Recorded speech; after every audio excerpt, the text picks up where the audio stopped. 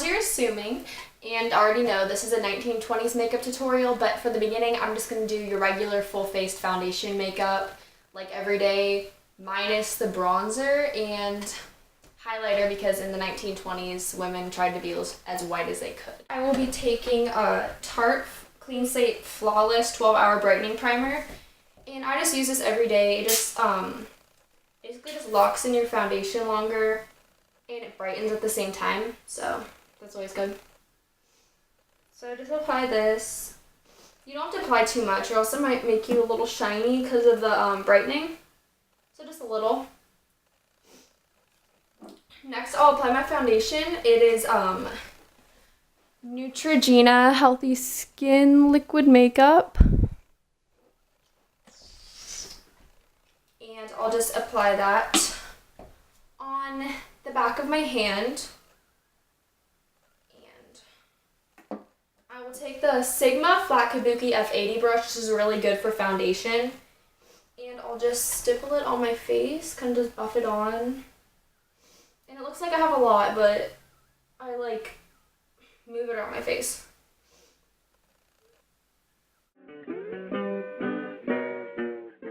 Just make nice circular motions sometimes, and you'll get it like in areas where it has more. You don't want it to look streaky. Sometimes, even if your foundation is close to your skin color, which mine is, it will still give you like a line as long as you don't blend good right there.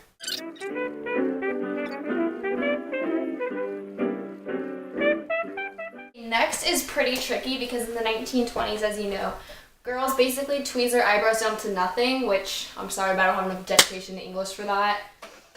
So instead, what I'll do is I'll just lightly fill them in, focusing on the very bottom of my eyebrow and extending out because that's the shape that was preferred back then. So let me take my eyebrow brush. And I use the e.l.f. eyebrow kit in medium. It's really good. There's like a gel and a powder, and I'm just going to use the gel because it's darker.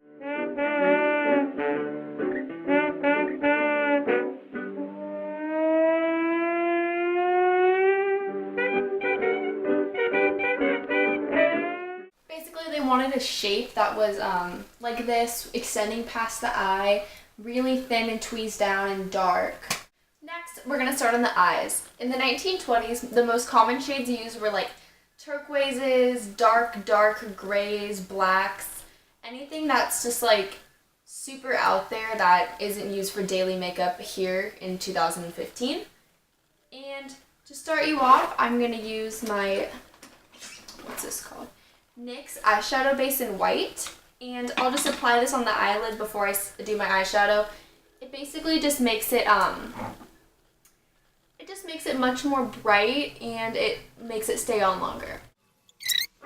So now the first color I'm going to use is it's a big like Ulta collection type box my sister had. She got it for Christmas, and it has a bunch of colors I normally don't use. Mid-tone gray. And I'm just going to put that in my crease. Actually, I'm going to put that in my highlight. Your highlight is underneath your brow bone above your crease. Next, I'm going to take that same brush that I used before, and I'm going to use the color from the Naked 2 Urban Decay Basics palette. And I'm going to take the darkest color called Undone right here. It's like a super dark gray, and we're going to apply that in the crease. And this color is super hard to blend, so basically just take your time and be patient.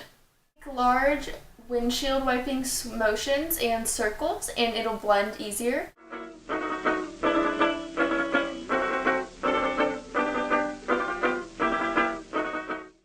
I'm going to take a light blue shade, as I mentioned before, from that same Ulta box my sister has. And I'm just going to use your everyday all-over eyeshadow brush. And just apply that all over the lid.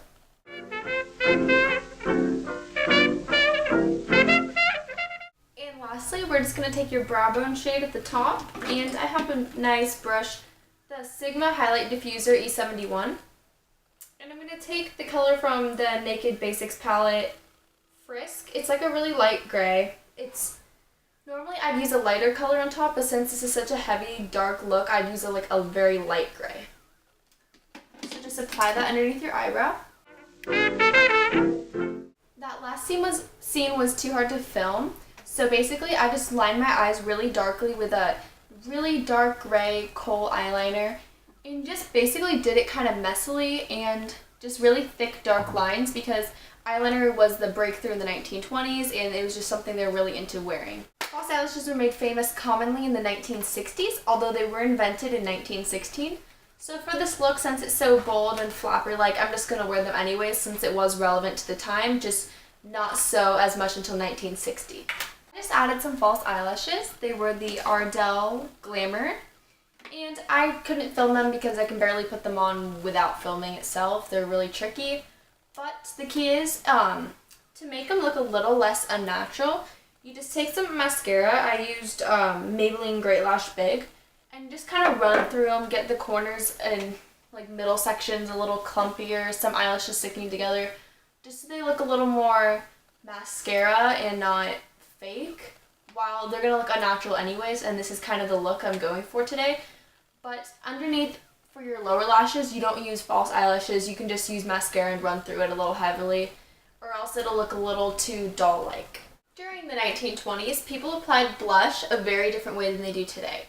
Today, you might want to take a contouring brush and do your bronzer and highlight, and then kind of like in the apples of your cheeks, blend it into your blush. But in the 1920s, they just applied a very bright color blush, such as red, hot pink, anything, in the apples of their cheeks in precise circles, which is what I'm about to do. I'm going to take a hot pink blush. And the thing that's funny is they tried to be as pale as they could with no bronzer, but they went really heavily on their rosy cheeks. And I'm just going to take the e.l.f. blush brush, and I'm going to apply this in the apples of my cheeks. I'll wait for you, boy. Twist-up lipsticks were just invented. And women commonly wore colors such as like orangey reds, true reds, purpley berry reds came in the later 1920s. Today I'm going to go with a true red from Revlon. It's called Love That Red. And in the 1920s, the women liked a very specific shape of their lips to be, and so that they would actually trace above their natural upper lip line, and they would make their lips look narrow by ending them before they actually did, thus getting a bow shape such as the beauty icon Clara Bow showed off. In order to do this shape they liked, I'm going to use a lip brush and then later fill it in with actual lipstick.